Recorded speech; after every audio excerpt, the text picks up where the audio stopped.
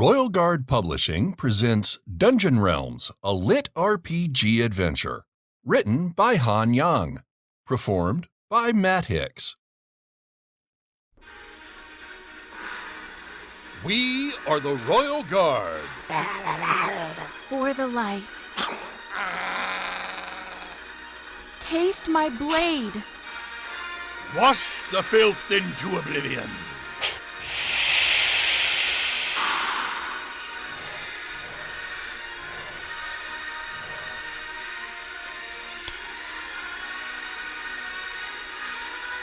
Publishing eBooks And audiobooks since 2020.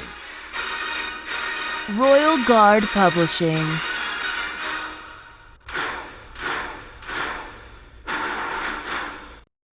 Prologue. The end brings a beginning.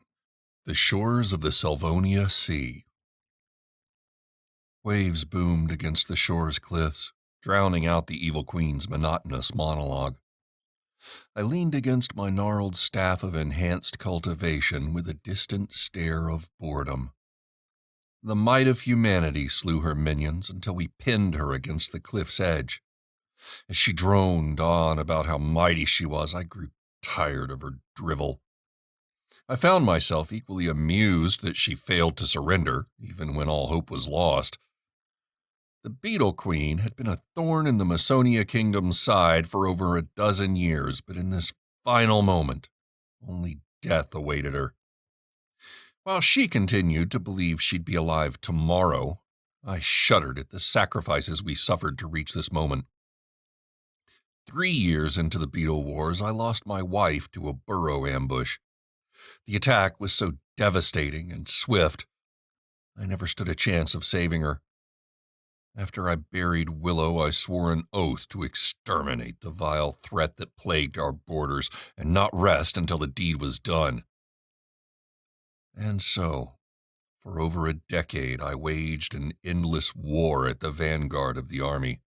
A conflict that had climbed mountains, crossed deserts, sailed over mighty lakes, and reached a decisive point at these very cliffs. A wave of fatigue roiled through me, reminding me how the last few years of constant mana exertion and the last few days of hounding the Beetle Queen had come at a cost. Piles of dead minions littered the gritty terrain in front of the monstrosity. Part woman, part beetle, she used her smarts to wage a war of attrition that, at many points, I figured we'd lose.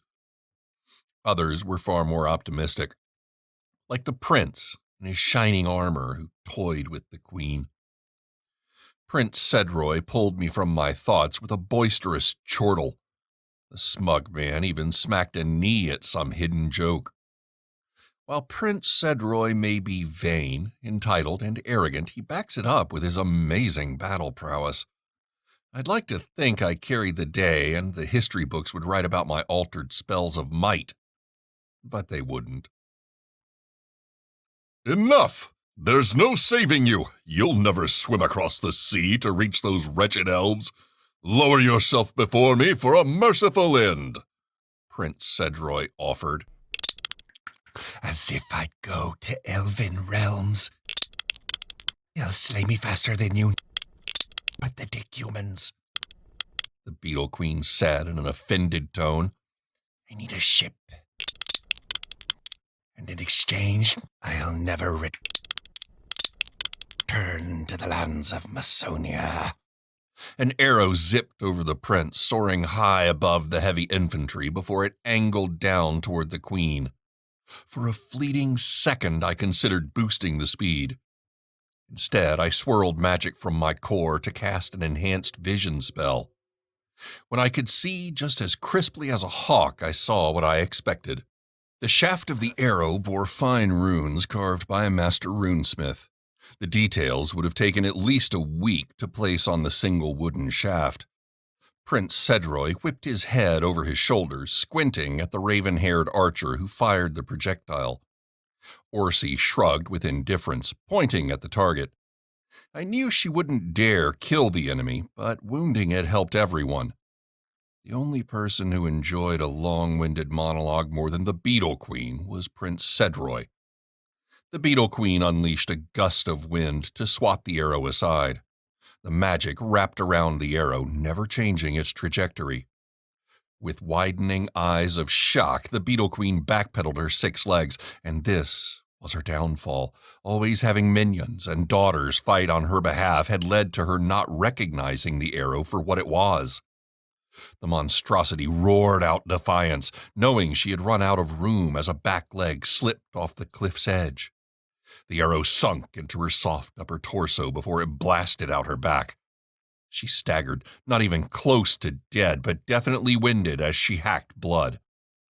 The Beetle Queen had survived injuries far graver than a single arrow. Her arcane erupted out of her chest as vibrant green magic swirled around the monster, slowly knitting her flesh back together. I leaned back, using my staff to steal some of her sloppy casting. The mana zipped toward my body, replenishing some of my depleted reserves. The Beetle Queen was a gifted sorceress in many ways, but she always struggled as a warrior. Her eyes glared at me in hatred. The irony was she'd never know who I was, and that I'd caused her downfall. She gasped for air, hacking up blood to the point I snorted with amusement. Her pain pleased me, and a part of my soul died. I quietly said, "That ought to shut her up."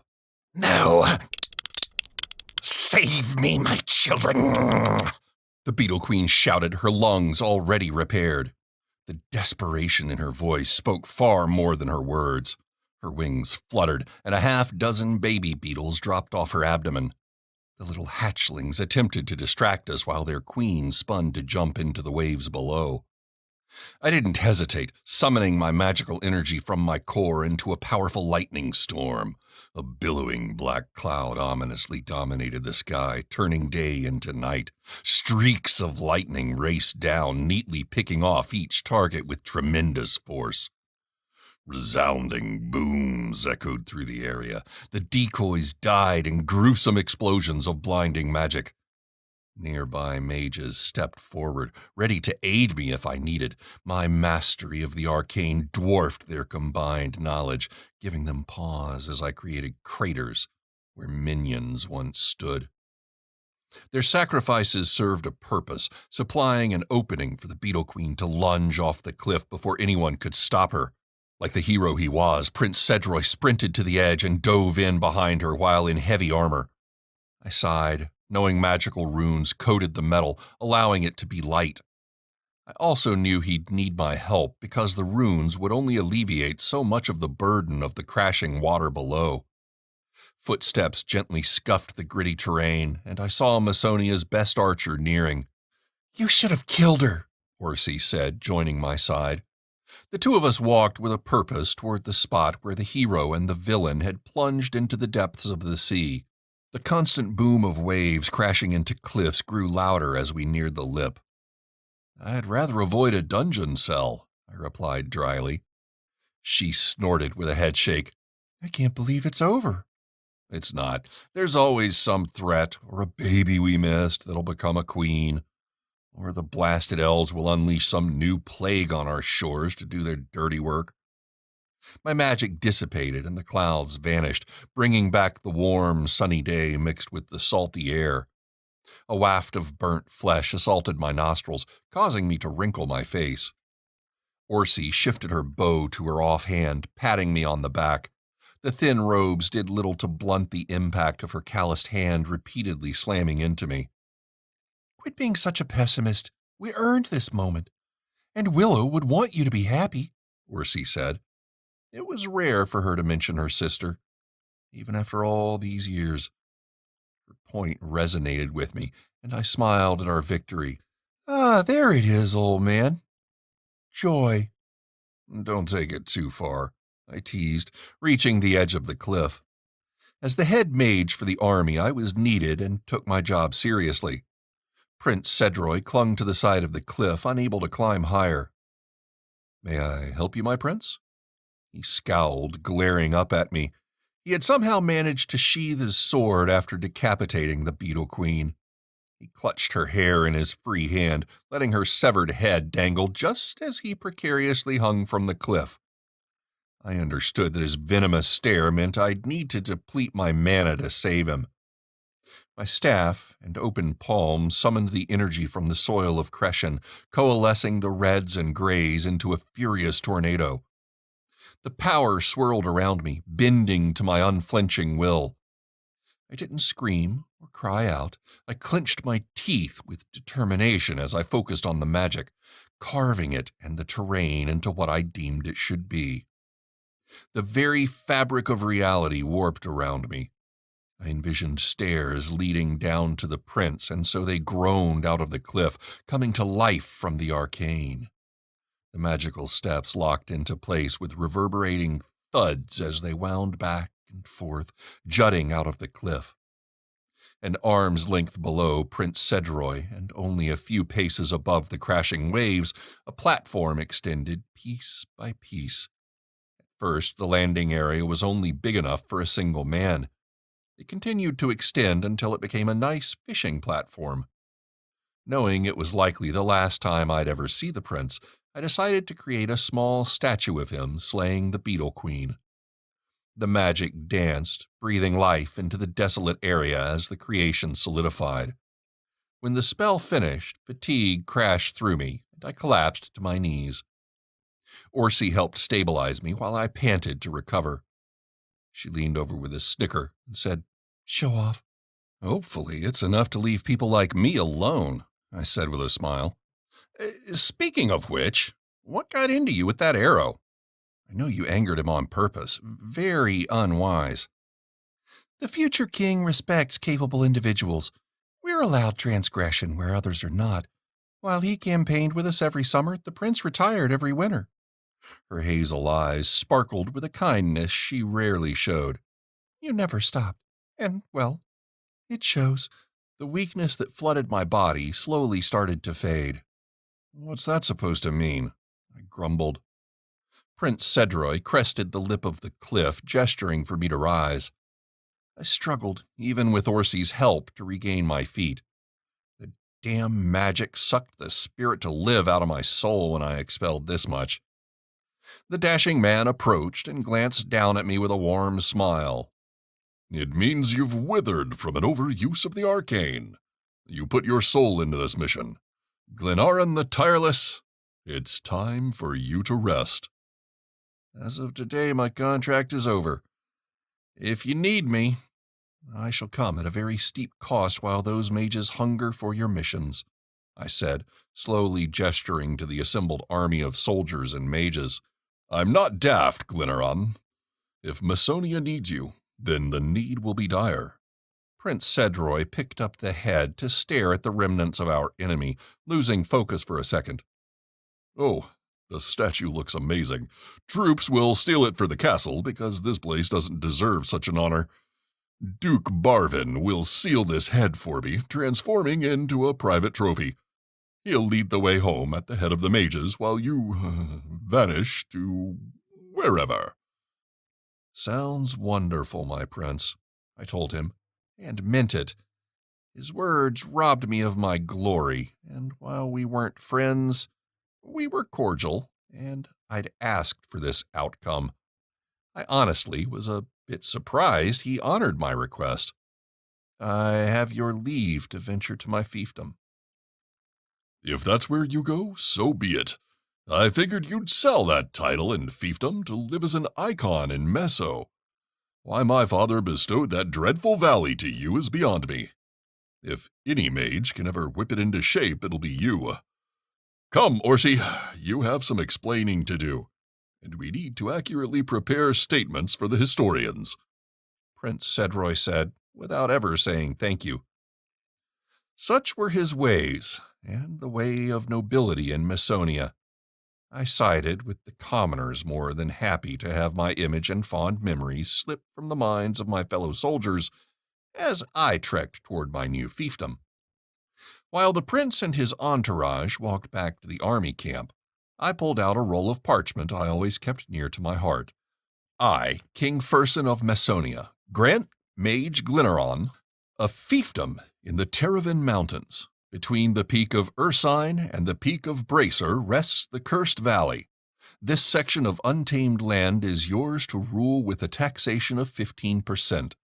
If no taxes arrive in the coffers within 3 years upon establishing a home, the fiefdom will revert to the crown. To solidify your claim, visit the area, then seal the contract with any magistrate. Signed, King Furson. You okay? Orsi asked. I furrowed my brow, not noticing the archer had crept up on me. I'd tried to learn her sneaky ways, always coming up short. You're going to anger him further. The prince tries to turn me into a mistress, and I deny him. He'll try a dozen more times on the way home, and I'll give him a taste to stay out of trouble. Or I may not, time will tell. The game we play is coming to an end, since the campaign is over. I'm still a respected archer and a countess, so I doubt he'll hang me for toying with him. Especially since one of his wife's maidens will take care of his, needs. I sputtered my lips, tucking the scroll into my robes. I don't envy your tenuous position. I popped my back with a stretch. I feel ancient. You look 60, Orsi said with a snort. I'm 33 summers, I replied, using my casting staff for support. But I feel 60. I wish you the best, Orsi. Mesonia is lucky to have you in her ranks. For once, she lightly patted my back. Come to Meso. The capital needs sage mages capable of training the next generations. You'll live lavishly, have servants, and people will rejoice over your dedication to the kingdom. I was given open ticket to the vaults, I said, readying to tell the tale. Orsi rolled her brown eyes so intensely her head rolled with them. So I've heard you say at least 100 times. Yeah, well, I want to be a farmer, so I picked a blank scroll for a fiefdom. In the Cursed Valley? Superstitious nonsense. It's fertile land. I'll free-range livestock and warden the grounds, I said with optimism. You're poor, with minimal equipment, and no livestock to start your farm with, Orsi said, pointing out very valid flaws in my stratagem. I wagged a finger, heading away from the cliffs and to my small carriage. I'm not completely poor. I've got just enough to get started with these notes of pay for my service.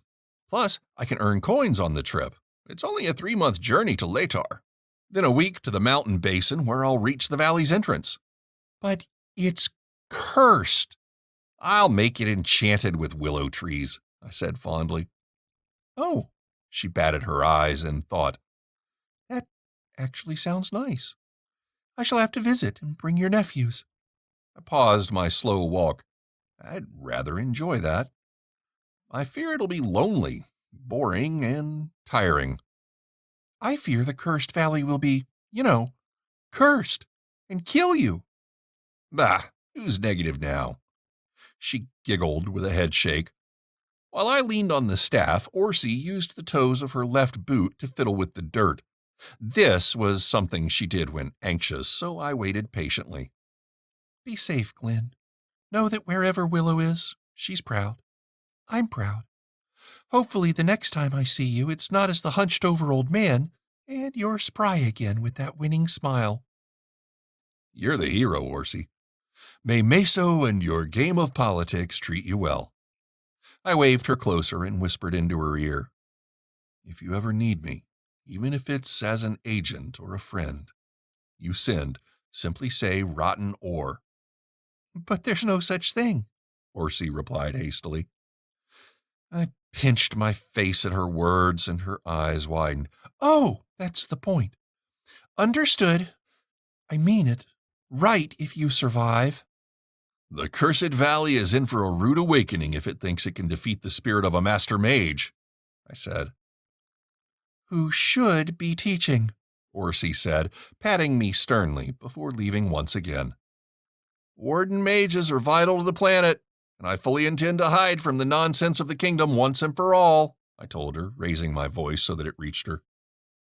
She never replied as she blended in with the army. I slowly walked toward my carriage, wondering if I'd ever see her again. Willow's sister loved politics. She loved being the talented socialite who slept with whomever she wanted to while staying relevant. Willow, though, she had wanted to raise elk, moose, and horses to give back for what the wars consumed. I knew I needed to let go and move on. My hatred and hunger for vengeance consumed me to the point I had become twice my age on the exterior. Some well-earned time to myself may very well undo the twisted rot the Beetle Queen had created. It was those positive thoughts that led me to my carriage with a smile. I'd done it.